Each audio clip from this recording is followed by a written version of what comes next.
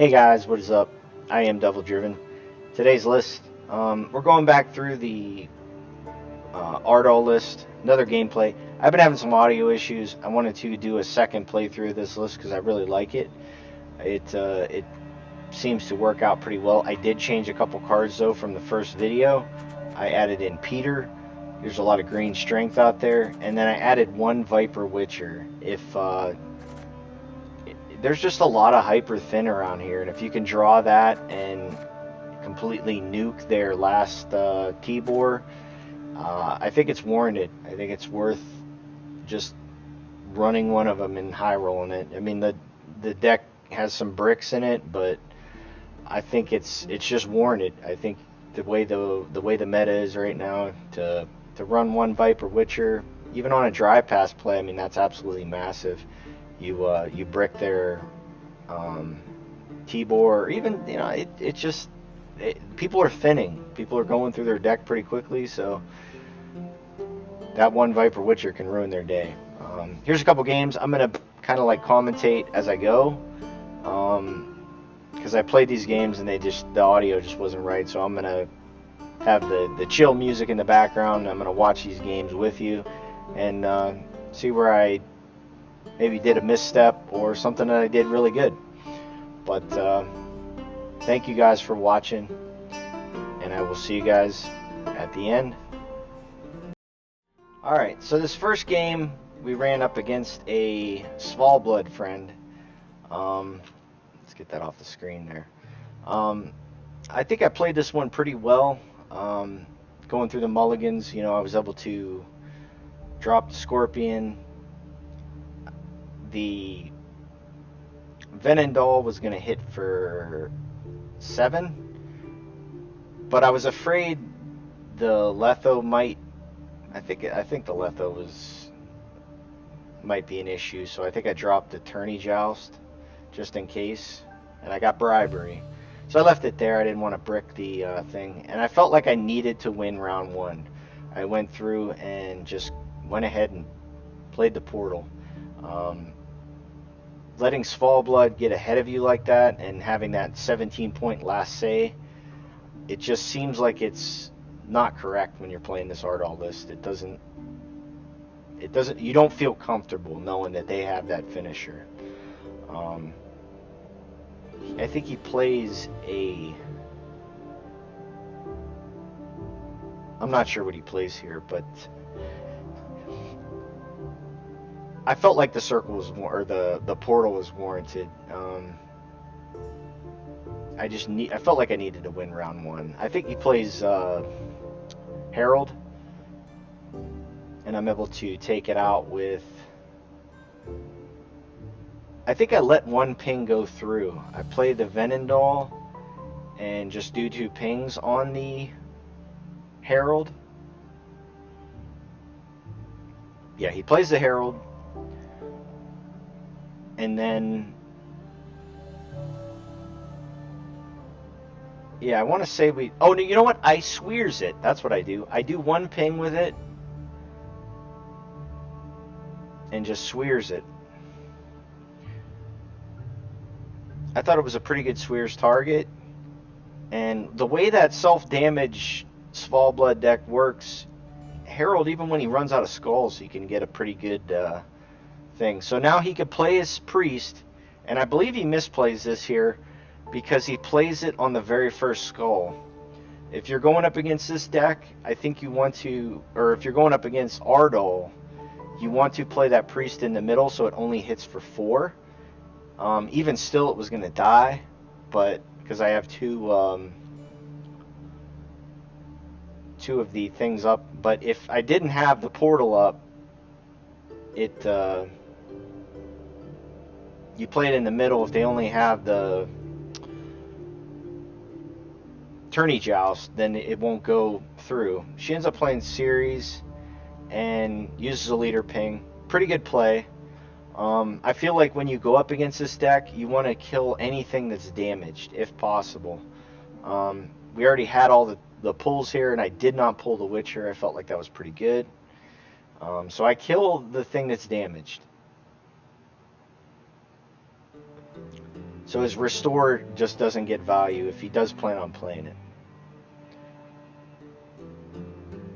He brings back the priest, and he does it again.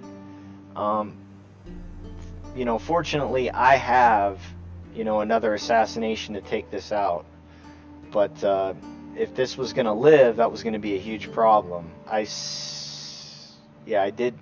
I think I held back. Yeah, I was like, no, I don't want to give him any value. And granted, I held back on the Venendal, but I just felt like if I don't get that priest out of the way, I'm not going to be able to catch up. That's an engine I can't deal with, and I want to spend my Peter on his Olaf or something that's going to have bigger green strength in it. So I got one dry pass play, and it actually came up huge. Once again, the Viper Witcher, I think a good addition. I dropped one of these, and then I'm starting to get these Witchers rolling. I figured both Venendals weren't going to be that good, and I ended up killing his Hjalmar, which is massive. Great play right there. Because now one of my engines is going to live. He's not going to get max value out of his graveyard for damage. So we pass. And we're feeling pretty good. We got all the Witchers. We got our on-call for marching orders is Peter. So he have last say against his Olaf. I actually wanted to make sure that I got Peter off of this. So I did go for another mulligan, and I ended up drawing Minnow, which is absolutely massive. Because now marching orders is pulling Peter on a green strength unit that you know they're going to run. They have Olaf, they have Canute, they're going for something of that nature.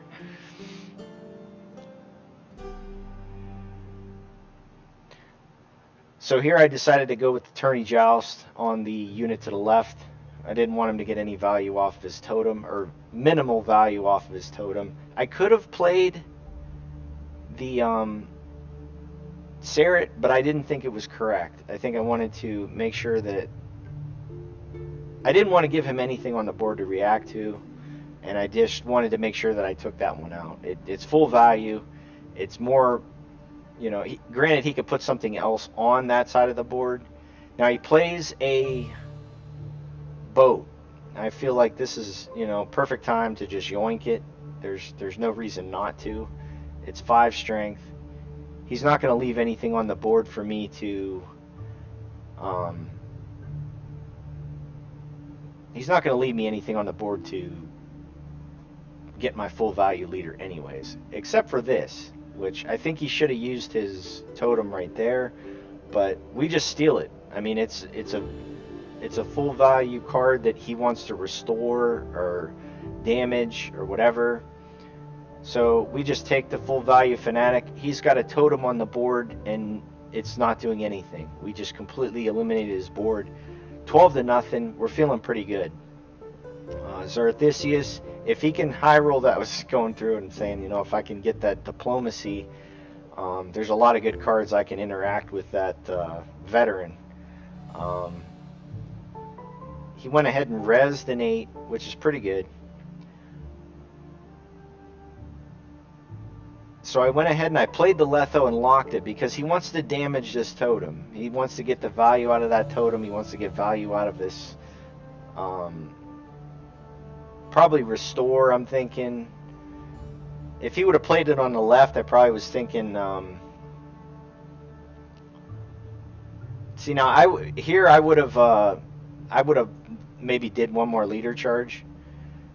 Because I got the full value Serret. He knew I had the Serret. Maybe it was bait. I felt like, though, right now I needed to lock this priest out because I want to use the green strength on Olaf. I want to hit that Olaf because it's going to, you know, depending on how greedy he gets with that Olaf, I'm going to get that value.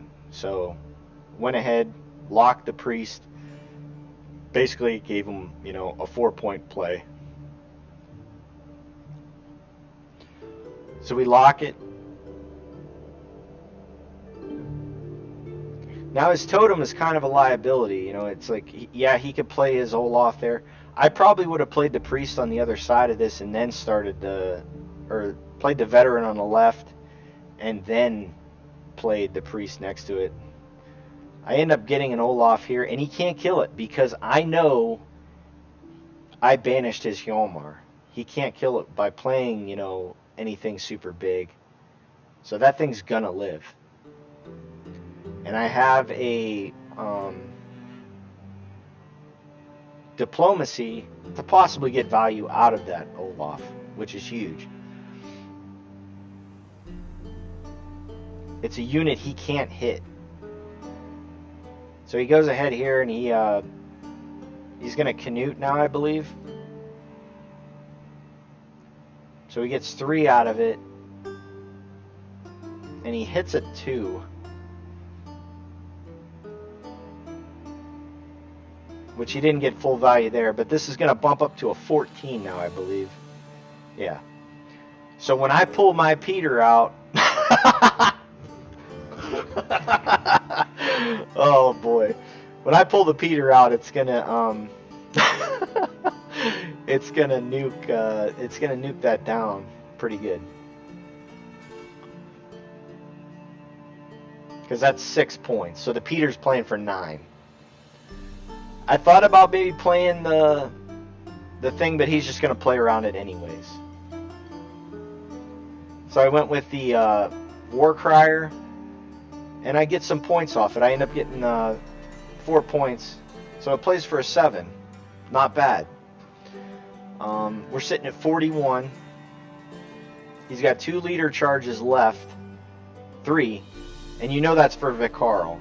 He gets 12 out of that. So that's pretty good.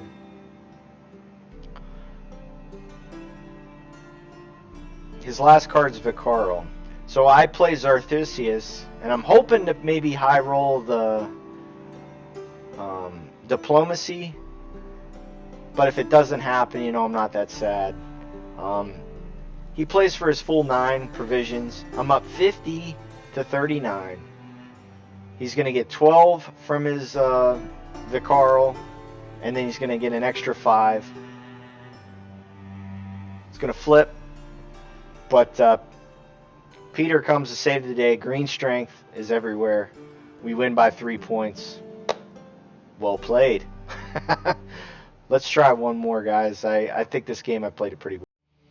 Alright, so the next game I ended up running up against a Arrakis Queen, which was a welcome surprise. Shoutouts to Beheaded for playing some Arrakis Queen.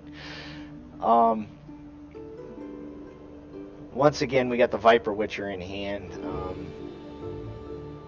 We went ahead and I think we dropped the Tourney Joust. You know what? I think we dropped the Viper Witcher just so we could possibly win round 1. And we stopped there because I didn't want to brick anything. So this was pretty hilarious. I went ahead and Venendal Elite for 9. I'm like, oh, sweet. And he said, Predatory Dive this. Shit.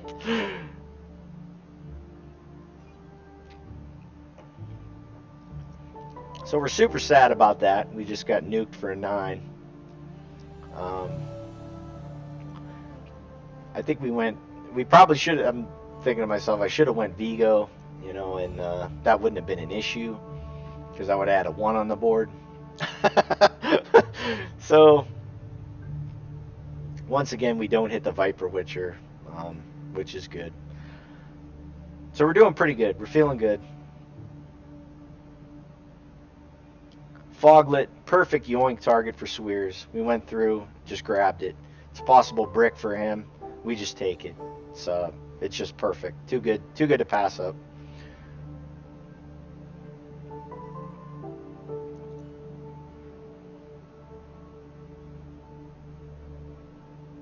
So he has a Kikimore.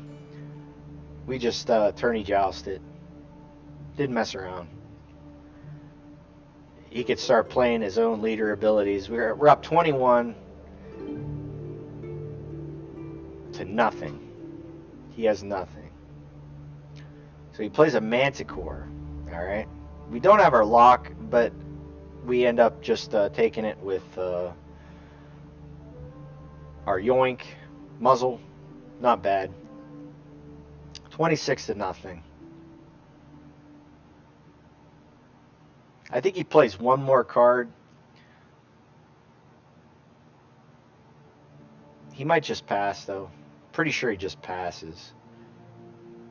Yeah. Because we're able to, I want to say next we draw the Viper Witcher and we just try to nuke something off of him.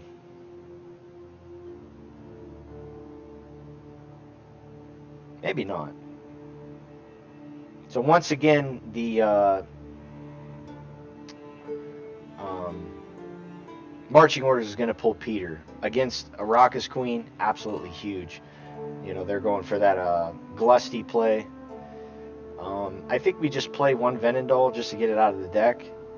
And possibly get something good out of him. You know, I think he ends up playing one Ping and using Pugo, maybe?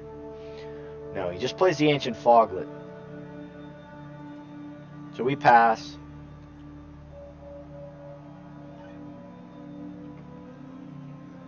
Maybe he plays the Pugo here. No, he plays the Griffin. Okay. So we're feeling pretty good. We got Portal. How does he answer it? We got Last Say Peter against a greedy green deck.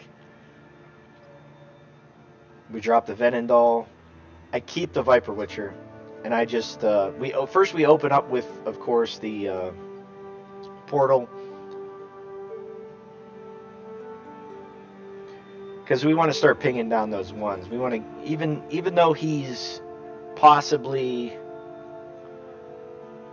playing Circle and he might get that value anyways, we just want to eliminate as many ones as possible when we're going up against Araka's Queen. I want to say he starts out with Frightener, which is extremely frightening. I mean, 12 points that you can't interact with is huge. So we just drop our Portal. We want to make sure that we get the value on that.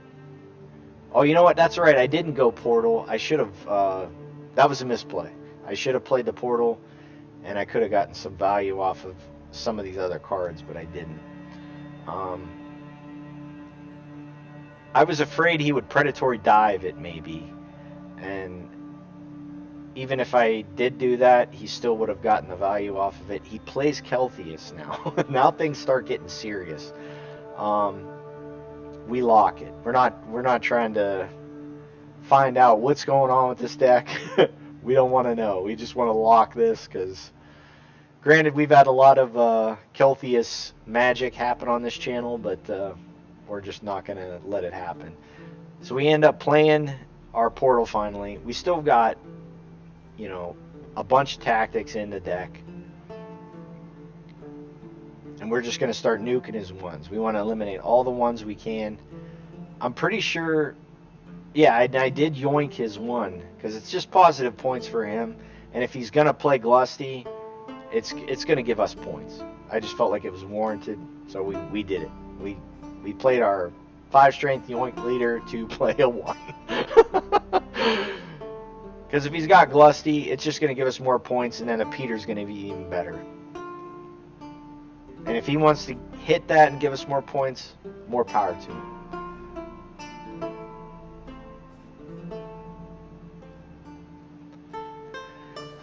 I think he plays Karen now. Plays Pugo now, that's right. Okay.